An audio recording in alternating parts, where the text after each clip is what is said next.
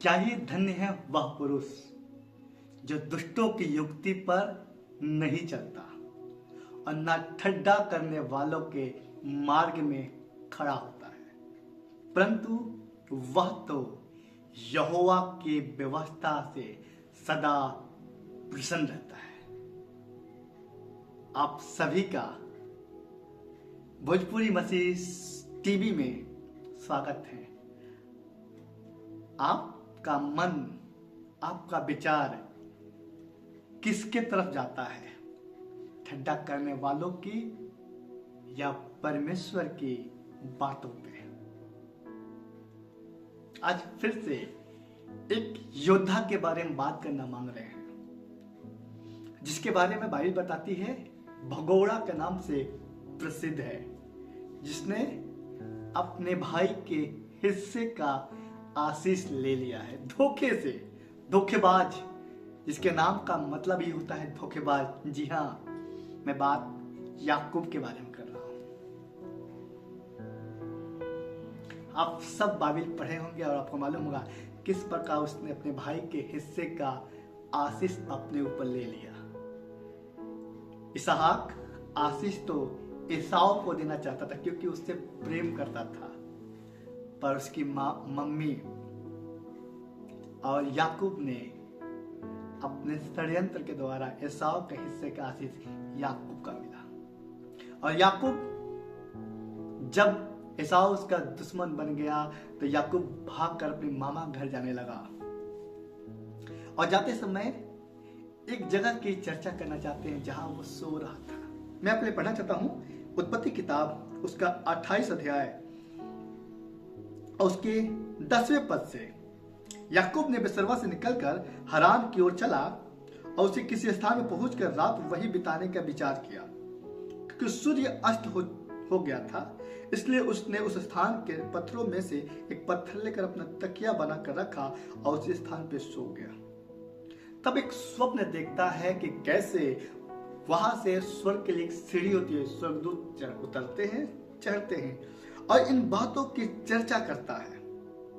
13वां पद में पढ़ा हूं, और यहोवा उसके ऊपर खड़ा होकर कहता है, मैं यहोवा तेरे दादा अब्राहम का परमेश्वर और इसहाक का परमेश्वर भी हूं। जिस भूमि पर तू लेटा है उसे मैं तुझको और तेरे वंश को दूंगा।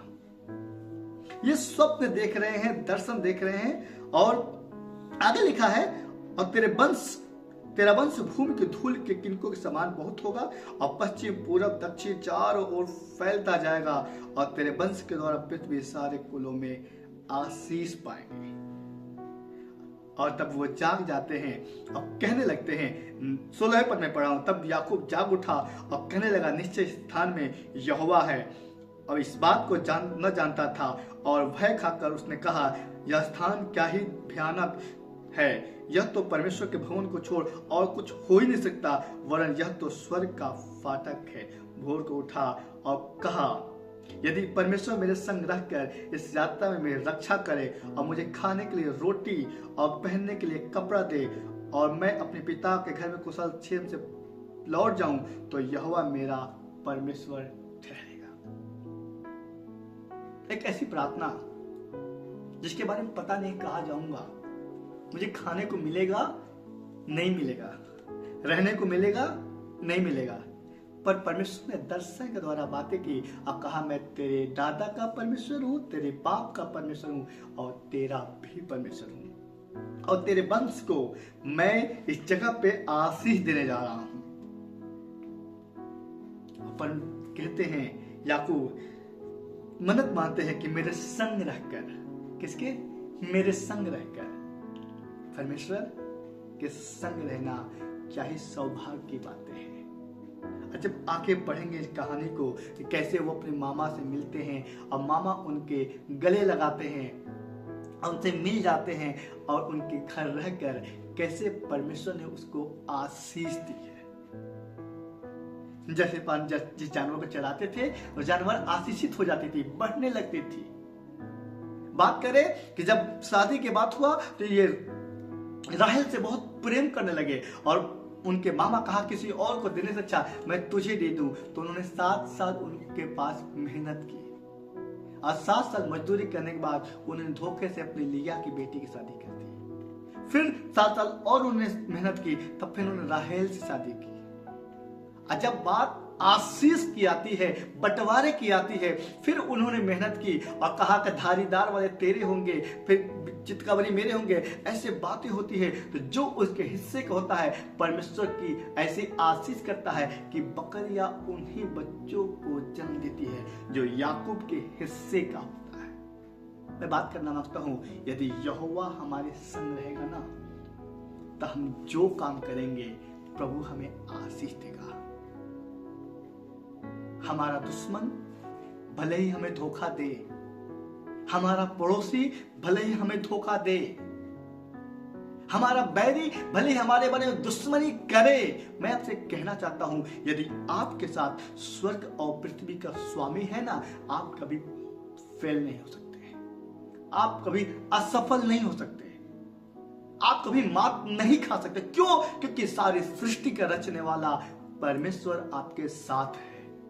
दुआ करिए, यदि यहोवा मेरे संग रहकर इस यात्रा में सफल करे, यदि यहोवा मेरे संग रहकर इस यात्रा को जो मनुष्य जीवन का है, इस धरती पे जितने दिन जीता हूं, अगर रहकर मेरी यात्रा करे, सफल करे, ऐसी प्रार्थना करे। दिन जब अपने दिन की शुरुआत करे तो ऐसी प्रार्थना करे, प्रभु आज मेरे संग रहकर आज पूरे दिन की यात्रा को सफल करिए, प्रभु आज पूरे दिन की मंगलमय को सफल करिए पिता परमेश्वर।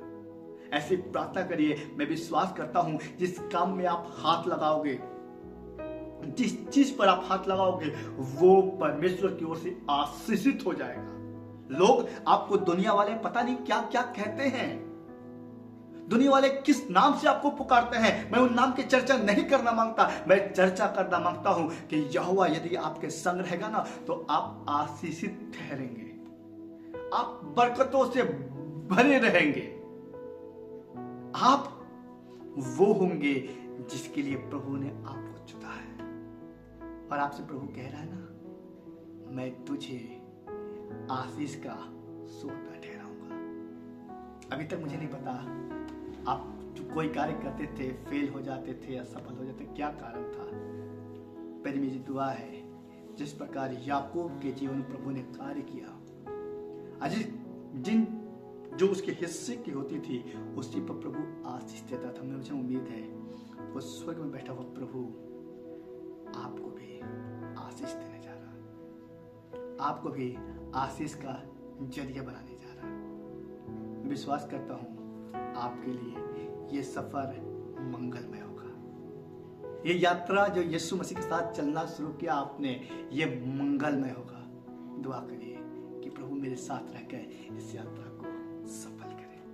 प्रभु दुआ करते हैं जितने लोग आज प्रार्थना कर रहे हैं, प्रभु मेरे साथ रहकर मेरी यात्रा को मंगलमय करे, तो दुआ करते आप उनके साथ हो लीजिए और उनका सफर और यात्रा और कार्य सब आपकी ओर से आशीषों से भरा हो, फलवंत हो और आपकी महिमा हो, प्रभु यीशु मसीह के नाम से आमीन। जय मसीह की। प्रभु आप सबको आशीष दे। God bless you.